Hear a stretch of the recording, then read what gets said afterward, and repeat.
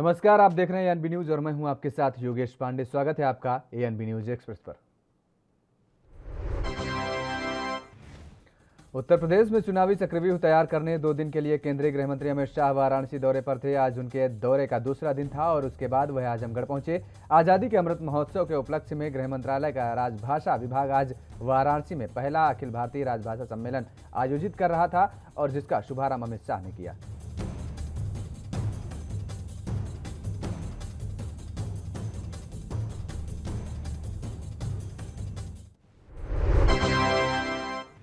केंद्रीय गृह मंत्री अमित शाह ने कहा कि मैं हिंदी को गुजराती से ज्यादा प्यार करता हूं। भाषा स्वदेशी को आगे बढ़ा रही है। वाराणसी भाषाओं का गोमुख है। अखिल भारतीय राजभाषा सम्मेलन को राजधानी दिल्ली से बाहर करके निर्णय हमने वर्ष 2019 में ही कर लिया था।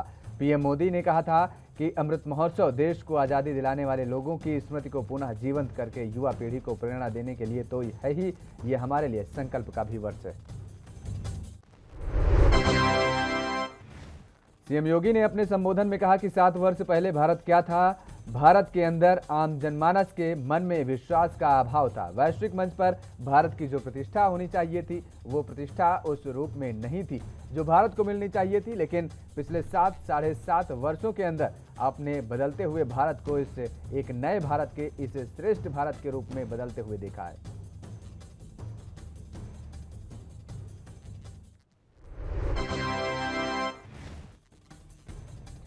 केंद्रीय गृह मंत्री अमित शाह ने कहा कि 2 वर्ष कोरोना काल की वजह से हम नहीं कर पाए हैं, लेकिन आज मुझे आनंद है कि ये नई शुरुआत आज़ादी के अमृत महोत्सव में होने जा रही है। आज़ादी का अमृत महोत्सव हमारे लिए संकल्प का वर्ष है। भारत की जनता को तय करना होगा कि भारत कहां खड़ा होगा और ये तय करके संकल्प करना होगा कि आने वाले 25 साल इस संकल्प सिद्धि का काल हो।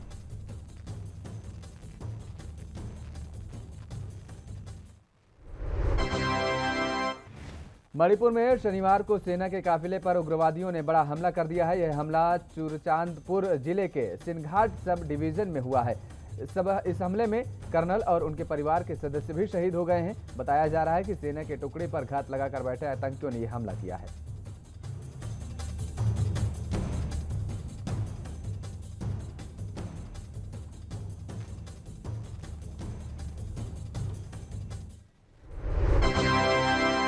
केंद्रीय रक्षा मंत्री राजनाथ सिंह ने इस घटना पर शोक व्यक्त किया है। रक्षा मंत्री राजनाथ सिंह ने ट्वीट कर कहा है कि मणिपुर के चुरचांदपुर में असम राइफल्स के काफिले पर कायराना हमला बेहद दर्दनाक और निंदनीय है। देश के 46 असम राइफल्स के सीओ और उनके परिवार के 2 सदस्यों सहित 5 बहादुर सैनिकों को खो दिया है। शोक संतप्त परिवार के प्रति मेरी संवेदनाएं। जल्द ही दोषियों को न्याय के कटघरे में खड़ा किया जाएगा। मणिपुर के सीएम बीरेन्द्र सिंह ने ट्वीट कर घटना पर शोक व्यक्त किया है। उन्होंने लिखा है कि 46 असम राइफल्स के काफिले पर कायरतापूर्ण हमले की मैं कड़ी निंदा करता हूं। इसमें सीओ और उनके परिवार समेत कुछ कर्मियों की मौत हो गई है। राज्य सुरक्षा बल और अर्धसैनिक बल पहले से ही आतंकियों के खिलाफ ऑपरेशन चला रहा है। दोषियों पर कड़ी कार्रवाई होगी।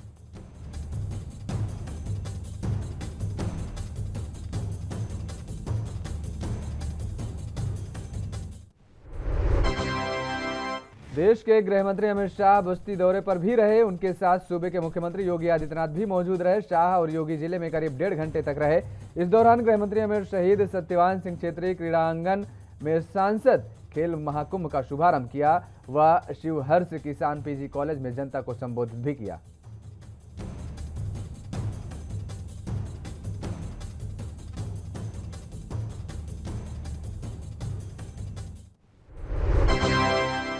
गृह मंत्री अमित शाह ने कहा, मैं 2016 में यहां आया था। यहां पर बूथ सम्मेलन था और कहा था कि एक पूर्ण बहुमत की सरकार बनाकर दीजिए, हम उत्तर प्रदेश के अंदर परिवर्तन करेंगे। मैं आप लोगों को धन्यवाद देता हूं कि आपने 300 से ज्यादा सीटें देकर भाजपा की सरकार बनाई। आज यूपी के अंदर अनेक प्रकार के परिवर्तन एक साथ दिखाई देने लगे हैं।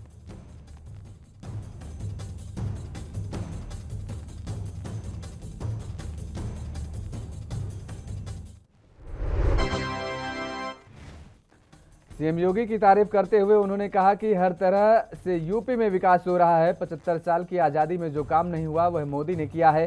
प्रधानमंत्री कृषि 2 करोड़ 98 लाख किसानों को 36,000 करोड़ दिए गए। सीएम योगी ने पूर्वांचल के लिए खजाना खोल दिया है। पीएम मोदी देश को बहुत आगे लेकर गए हैं, इस बार फिर उन्हें विजयी बनाइए, उन्हें देश को बहुत आगे ले जाना है।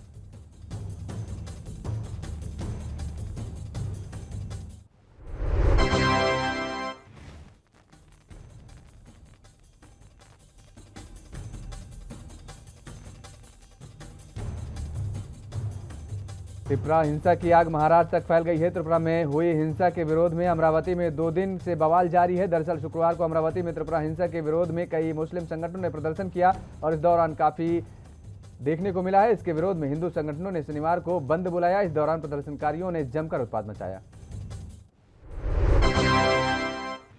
प्रदर्शनकारियों के उत्पात को रोकने के लिए पुलिस को लाठीचार्ज भी करना पड़ा। अमरावती में कर्फ्यू लगा दिया गया है। गौरतलब है कि भाजपा ने यह बंद कल हुई घटना के खिलाफ बुलाया था। पिछले महीने त्रिपुरा में हुई हिंसा के खिलाफ महाराष्ट्र के अमरावती में शुक्रवार को कुछ मुस्लिम संगठनों के विरोध प्रदर्शन के दौरान अज्ञात व्यक्तियों ने दुकानों पर पथराव कर दिया था और जिसके बाद इलाके के कई हिस्सों में तनाव फैल गया।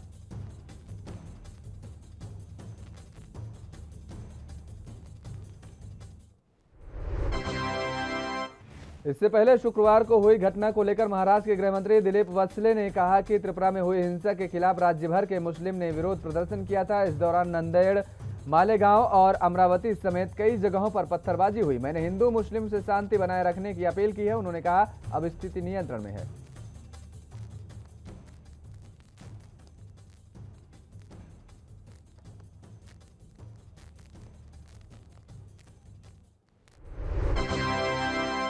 लखनऊ में ममता चैरिटेबल ट्रस्ट कार्यक्रम में रक्षा मंत्री राजनाथ सिंह ने कहा कि गांधी जी के कहा करते थे कि यदि विश्व में आप बदलाव लाना चाहते हैं तो आप अपने अंदर भी बदलाव लाओ। पीएम मोदी जी ने बदलाव लाने की दृष्टि से स्वच्छता अभियान चलाया। इसमें एनजीओ, चैरिटेबल ट्रस्ट और नागरिक समाज ने महत्वपूर्ण भूमिका निभाई है।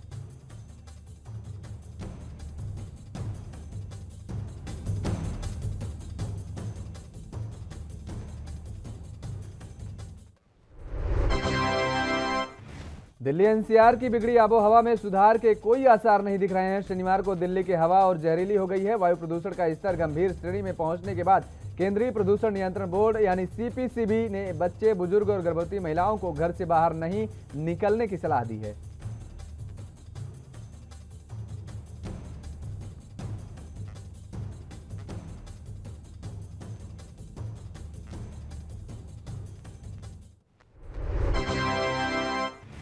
इस बीच दिल्ली के मुख्यमंत्री अरविंद केजरीवाल ने वायु प्रदूषण से निपटने के लिए आज आपात बैठक की। डिप्टी सीएम मनीष सिसोदिया, स्वास्थ्य मंत्री सत्येंद्र जैन, पर्यावरण मंत्री गोपाल राय और दिल्ली के मुख्य सचिव बैठक में शामिल हुए। बैठक के बाद फैसला लिया गया कि सोमवार से 1 हफ्ते के लिए स्कूल बंद रहेंगे, सिर्फ वर्चुअल क्लास चलेंगी।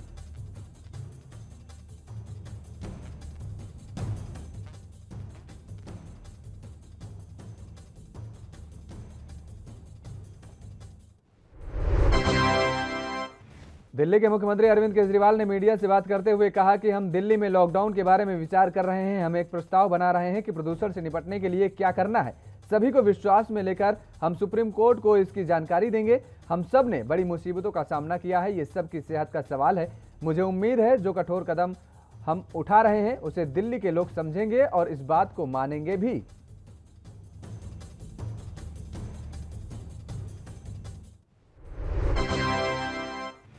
शनिवार को दिल्ली की हवा का औसत AQI 500 से अधिक दर्ज किया गया, जो गंभीर श्रेणी में है।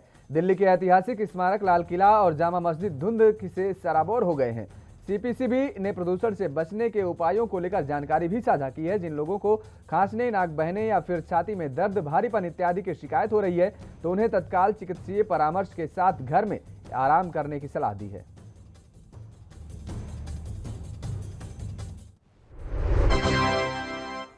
दिल्ली की दिन पर दिन जहरीली होती हवा को लेकर सुप्रीम कोर्ट ने सरकार को लताड़ा है। जस्टिस एनवी रमना दिल्ली में वायु प्रदूषण के मुद्दे पर एक याचिका पर सुनवाई कर रहे थे और उन्होंने प्रशासन से तुरंत जरूरी कदम उठाने को कहा है और इमरजेंसी प्लान मांगा है। सुप्रीम कोर्ट की इस फटकार से सहमति रखते हुए बीजेपी के प्रदेश अध्यक्ष आदेश गुप्ता ने केजरीवाल सरकार पर पॉल्यूशन का ठीकरा फोड़ा है।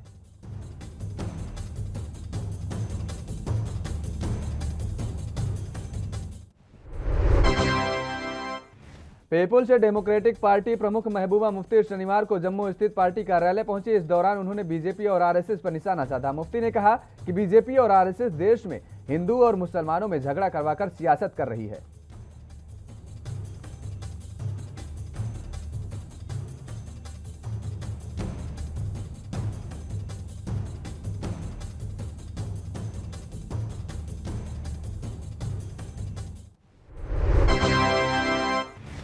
महाराष्ट्र में हुई हिंसा पर पूर्व मुख्यमंत्री देवेंद्र फडणवीस का बयान सामने आया है। देवेंद्र फडणवीस ने कहा है कि त्रिपुरा में कोई हिंसा नहीं हुई है, सिर्फ अफवाह फैलाई गई है। उन्होंने कहा कि महाराष्ट्र में हिंदुओं की दुकानें जलाई गई, जो कि निंदनीय है।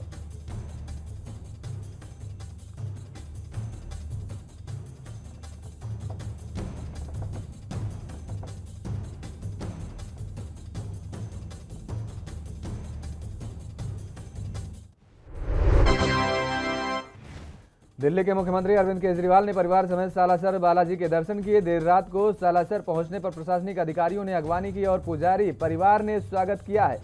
और वहीं केजरीवाल ने शनिवार सुबह बालाजी के दर्शन किए। रामजी पुजारी, नंदलाल पुजारी, रविशंकर पुजारी, मनोज पुजारी सहित पुजारी परिवार ने बालाजी की पूजा अर्चना करवाई।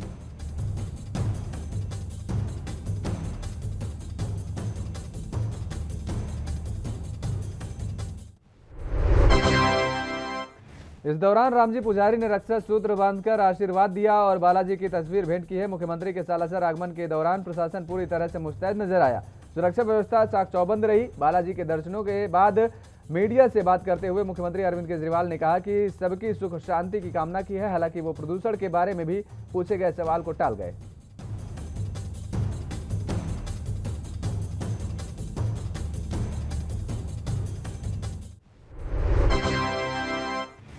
चेन्नई और तमिलनाडु के अन्य क्षेत्रों में भारी बारिश के कारण बुरा हाल देखने को मिला है। तमिलनाडु में बारिश से जुड़ी घटनाओं में अब तक 1 दर्जन से अधिक लोगों की मौत हो चुकी है।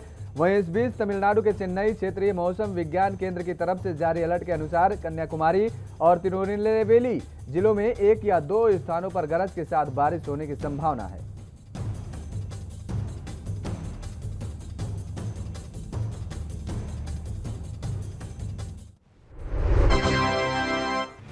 चेन्नई और तमिलनाडु के कई क्षेत्रों में भारी बारिश के कारण लोग परेशान हैं और इस बीच भारी बारिश के बीच तमिलनाडु के मुख्यमंत्री एम.के. स्टालिन ने बारिश से प्रभावित कडलूर जिले के परिंजीपाड़ी क्षेत्र का दौरा किया। मुख्यमंत्री ने बारिश से प्रभावित लोगों को राहत सामग्री भी बांटी।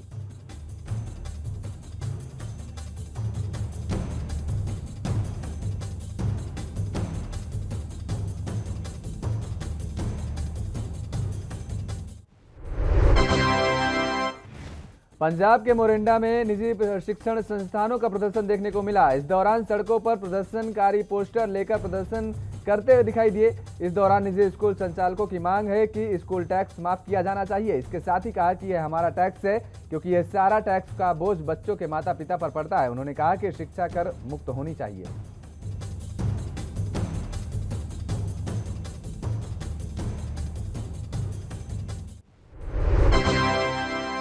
भारतीय जनता पार्टी के IT cell in charge Amit Malviya ने शुक्रवार को कहा कि राहुल गांधी ने साबित कर दिया है कि कांग्रेस पार्टी देश में नहीं, मुस्लिम लीग है। मालवीय का ये बयान तब आया है कि कांग्रेस नेता राहुल गांधी ने एक कार्यक्रम में कहा कि हिंदुत्व और हिंदू धर्म 2 अलग अलग अवधारणाएं हैं।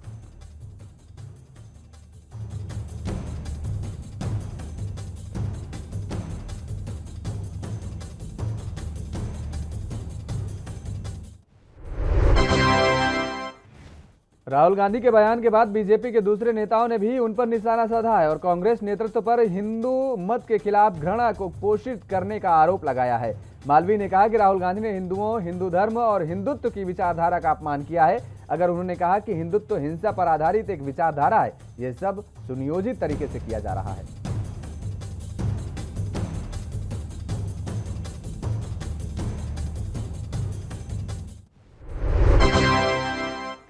वायु प्रदूषण के कारण दिल्ली की आबोहवा खराब हो गई है। लगातार बढ़ रहे प्रदूषण के कारण लोगों की सांस लेना मुश्किल हो रहा है। सबसे ज्यादा परेशानी गंभीर बीमारी से ग्रसित लोगों को हो रही है। वहीं दिल्ली के पर्यावरण मंत्री गोपाल राय ने कहा है कि दिल्ली में चारों तरफ पराली जलाने की घटनाएं लगातार बढ़ती जा रही हैं। पंजाब, हरियाणा और उत्तर प्रदेश को मिलाकर अब तक 45,000 जगहों पर पराली में आग लगाई गई है और इससे दिल्ली में प्रदूषण का स्तर लगातार बढ़ रहा है।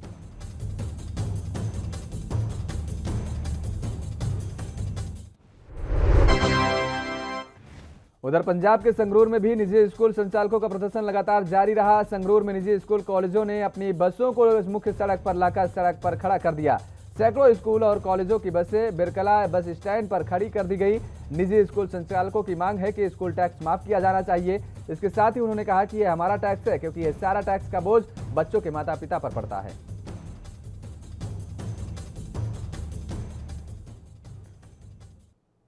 और यहाँ रुकते हैं एक छोटे से ब्रेक के लिए। ब्रेक के बाद फौरन हाजिर होते हैं।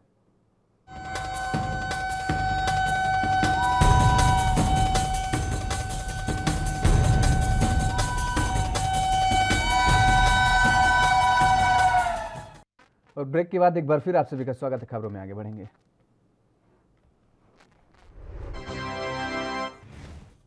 कांग्रेस नेता सलमान खुर्शीद की लिखी किताब पर एक तरफ जहां देश भर में विरोध प्रदर्शन जारी है, तो वहीं आज कुछ प्रदर्शनकारियों ने सलमान खुर्शीद के घर के बाहर जाकर भी विरोध जाहिर किया है और कहा है कि सलमान खुर्शीद की किताब मानसिक विकलांगता को दर्शाता है।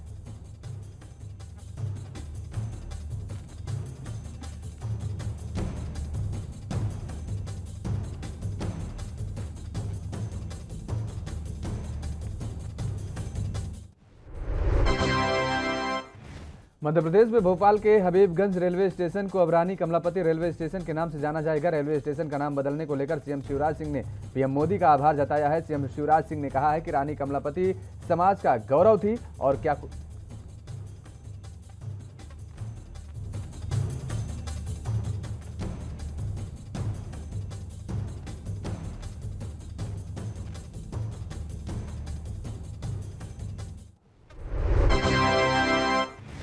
छत्तीसगढ़ की सरकार लगातार किसान हितैषी काम कर रही है। इससे प्रदेश के किसान काफी खुश दिखाई दे रहे हैं। दरअसल छत्तीसगढ़ के किसानों का एक वीडियो सोशल मीडिया पर खूब वायरल हो रहा है, जिसमें किसान एक खेत के बीच खड़े होकर अपनी फसल को कंधे पर लेकर के डांस करते हुए दिखाई दे रहे हैं।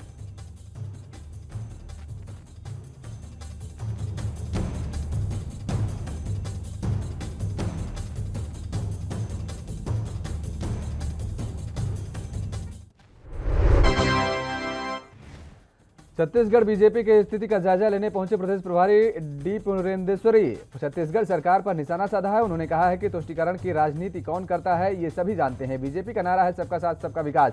हम जात पात की राजनीति नहीं करते हैं। कांग्रेसी अपने कमजोरी को छिपाने के लिए हम पर आरोप लगाते हैं।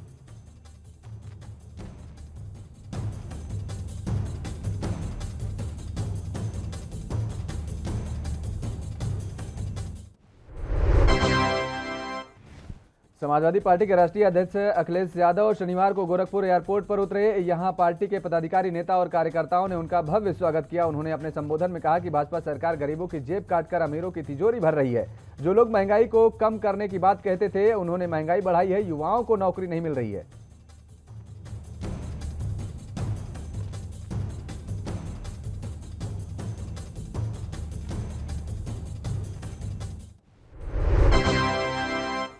जनसभा को संबोधित करते हुए अखिलेश यादव ने कहा, गोरखपुर में विकास नहीं हुआ है, यहां नाव का विकास हुआ है। पूरा शहर बरसात के पानी से भरा हुआ था। उन्होंने कहा कि गोरखपुर की जनता विकास देखने का इंतजार कर रही है। मैं यहां राज्य के विकास की अपील करने आया हूं। भाजपा को 2024 की चिंता नहीं, बल्कि 2022 में लोगों के सवालों का जवाब देना चाहिए।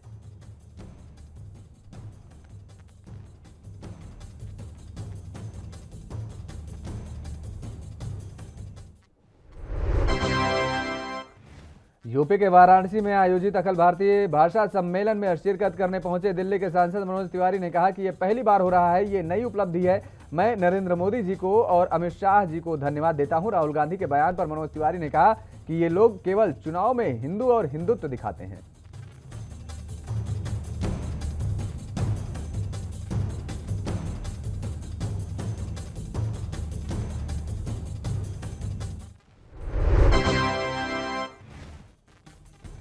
रक्षा मंत्री राजनाथ सिंह ने कहा कि केंद्र सरकार की ओर से रक्षा उत्पादन में निजी क्षेत्र को बढ़ावा देने के लिए जल्द प्रोत्साहन योजना लागू की जाएगी। सार्वजनिक व निजी क्षेत्र के मिलकर काम करने से भारत जल्द इस क्षेत्र में आत्मनिर्भर बनेगा। इसके साथ ही उन्होंने बताया कि यूपी डिफेंस इंडस्ट्रियल कॉरिडोर की सभी 6 नोड में जल्द उत्पादन शुरू हो जाएगा।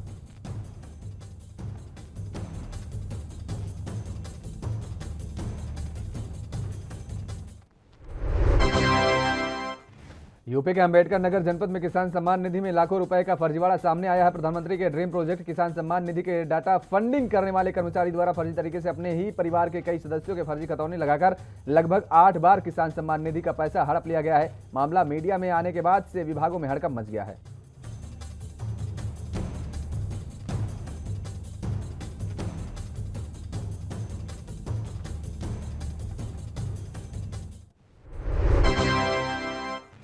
उत्तराखंड के मुख्यमंत्री पुष्कर सिंह धामी ने शनिवार को पिथौरागढ़ में जिला मुख्यालय के चंडाक रोड स्थित वरदायिनी मंदिर परिसर में आयोजित आजादी के अमृत महोत्सव कार्यक्रम में प्रतिभाग किया है। इस अवसर पर उन्होंने नवनिर्मित 100 फीट ऊंचाई का तिरंगा फहराया। मुख्यमंत्री ने कहा है कि यह भूमि देव और वीरों की भूमि है। तिरंगा युवाओं में देशभक्ति के जज्बे के साथ ही देश के लिए कुछ करने के लिए प्रेरित करता है।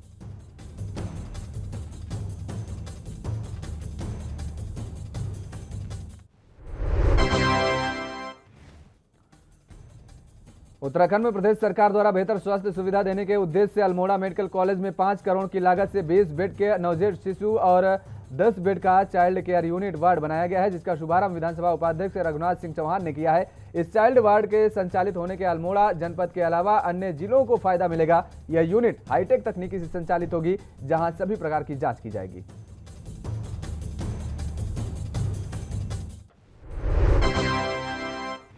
आगामी विधानसभा चुनाव को देखते हुए सभी पार्टियों ने जनसंपर्क तेज कर दिया है और इसी के तहत आज अखिल भारतीय कांग्रेस कमेटी के गढ़वाल लोकसभा प्रभारी कुलदीप कुमार चमोली और रुद्रप्रयाग विधानसभा का कार्यकर्ताओं के साथ बैठक करने चमोली पहुंचे। गोचर पहुंचने पर कांग्रेस के कार्यकर्ताओं ने उनका भव्य स्वागत किया। आगामी विधानसभा चुनाव को देखते हुए उन्होंने कार्यकर्ताओं को पार्टी के रीढ़ बताते हुए जनता तक पार्टी के एजेंडे को पहुंचाने की बात कही।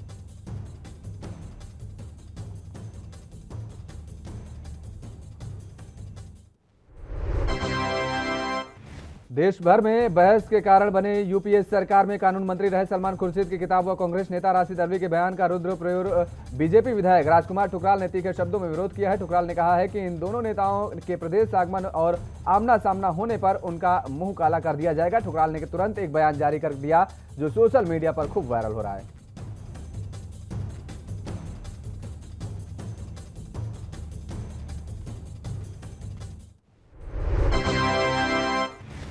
उत्तराखंड के अल्मोड़ा जिले में विकासखंड भिकिया सैंड में तहसील मुख्यालय में उत्तराखंड पेंशनर संगठन का धरना 80वें दिन जारी रहा। रिटायर कर्मचारियों का आरोप है कि सरकार अभी तक इन मांगों पर कोई कार्रवाई नहीं कर रही है। धरने में चौखुटिया विकासखंड के पेंशनर्स ने अपना समर्थन दिया है। रिटायर कर्मचारियों ने प्रदेश की धामी सरकार के प्रति जमकर नारेबाजी की। बैठक में 91 वर्षीय शिक्षक देव सिंह घृत्याल ने कहा है कि मैंने ब्रिटिश सरकार के कामकाज को भी देखा है और आजादी के बाद कई सरकारें देखी हैं, लेकिन ऐसी निर्लज्ज सरकार कभी नहीं देखी। और उत्तराखंड के मसूरी में बीजेपी कार्यकर्ताओं ने जमकर कांग्रेस नेता सलमान खुर्शीद के पुतले फूंके हैं। बताते चलें कि सलमान खुर्शीद के पुस्तक राइजिंग फॉर अयोध्या पुस्तक का विमोचन किया गया, जिसमें हिंदुओं को आईएसआई और बोको हराम से तुलना की गई है, जिसको लेकर पूरे देश में आक्रोश व्याप्त है। और इसी को लेकर आज मसूरी में भी हिंदू जागरण मंच और बीजेपी कार्यकर्ताओं ने कांग्रेस के खिलाफ जमकर प्रदर्शन किया।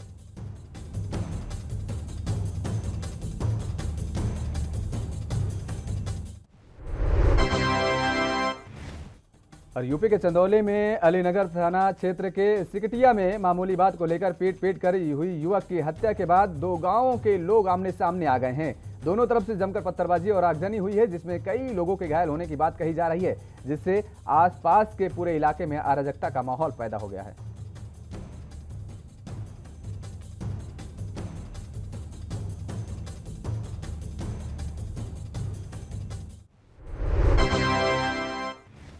खबर मध्य प्रदेश के बालाघाट से है, जहां बहर थाना क्षेत्र के मालखेड़ी गांव में 1 दर्जन से अधिक हथियारबंद नक्सलियों ने 2 ग्रामीणों के मुखबिरी के संदेह में हत्या कर दी है। मामले की जानकारी पुलिस को लगने के बाद क्षेत्र में सर्चिंग तेज कर दी गई है। तो वहीं सीएम शिवराज सिंह चौहान ने इसको लेकर प्रतिक्रिया दी है। उन्होंने कहा है कि बालाघाट जिले में नक्सलियों ने कायराना हरकत की है। जिन 2 ग्रामीणों की हत्या हुई है उनके साथ और पूरा परिवार मध्य प्रदेश खड़ा हुआ है। मृतक के परिवारों को 5-5 लाख की सहायता राशि और परिवार के एक सदस्यों को शासकीय सेवा में लिया जाएगा। उज्जैन के दानी गेट के पास स्थित बिलोटीपुरा में बीती रात अज्ञात बदमाशों ने तांडव मचाया। बदमाशों ने गुजरात और यूपी से आए श्रद्धालुओं के बस, जीप और वैन के कांच फोड़ दिए। इसके साथ ही 2 स्थानीय लोगों को बाइक में आग लगा दी है। रात करीब 2 बजे हुई घटना से क्षेत्र में सनसनी फैल गई।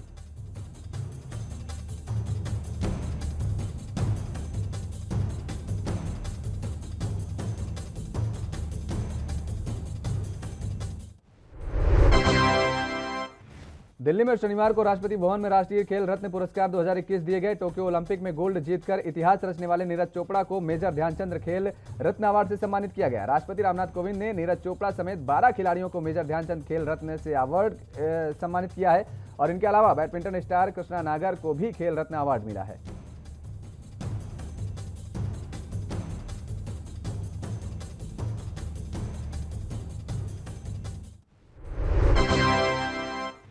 बता दें कि कृष्णा नागर की मां का निधन हो गया है, इसलिए वो अवार्ड रिसीव नहीं कर पाए। खेल जगत में अच्छा प्रदर्शन करने वाले खिलाड़ियों और कोच को राष्ट्रपति रामनाथ कोविंद ने खेल पुरस्कारों से नवाजा है। बता दें कि साल 2021 में कुल 35 खिलाड़ियों को अर्जुन अवार्ड दिए गए हैं और इनमें महिला हॉकी टीम, पुरुष हॉकी टीम के खिलाड़ी भी शामिल हैं। खेल अवार्ड में इस बार ओलंपिक और पैरालंपिक में जाने वाले खिलाड़ियों को ज्यादा मौका मिला है।